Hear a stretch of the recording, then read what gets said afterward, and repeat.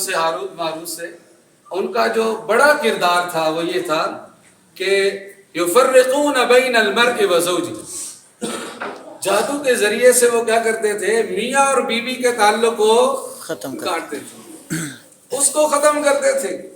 اور آپ کو معلوم ہے کہ یہ تعلق صرف ان دو کا تعلق نہیں ہوتا، یہ پورے دو خاندانوں کا تعلق ہے، یعنی ایک نسل کا دوسری نسل کے ساتھ تعلق ہوتا ہے، تو جب یہ ٹوٹتا ہے تو بہت سارے تعلقات ٹوٹ جاتے ہیں۔ مثلا کسی نے ماموں کے یہاں شادی کی ہو، تو جب یہ تعلق ٹوٹتا ہے تو کیا اس کی پاداش میں بہن بھائی کا تعلق ٹوٹے گا کہ نہیں؟ ٹوٹے گا۔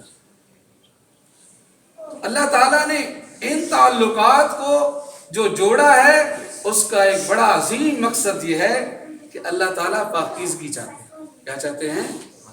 پاکیزگی چاہتے ہیں۔ حلال طریقے سے انسان اپنی شہوتوں کو پورا کرے، حرام طریقے سے ہرگز پورا نہ کرے۔ حرام سے کرے گا تو زنا خور کہلائے گا، حلال طریقے سے کرے گا تو اجر پائے گا۔ رسول پاک صلی اللہ علیہ وسلم نے صحابہ کرام کو سمجھاتے ارشاد فرمایا تھا کہ تم جو اپنی خواہش کو پورا کرتے ہو، اس پر بھی تمہیں ثواب ملتا ہے۔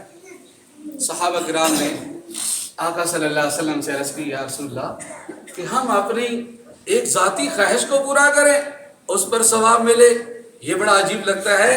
تو حضور نے فرمایا اگر اسی خواہش کو تم غلط طریقے سے پورا کرو تو کیا گناہ کے مرتکب نہیں ہوتے؟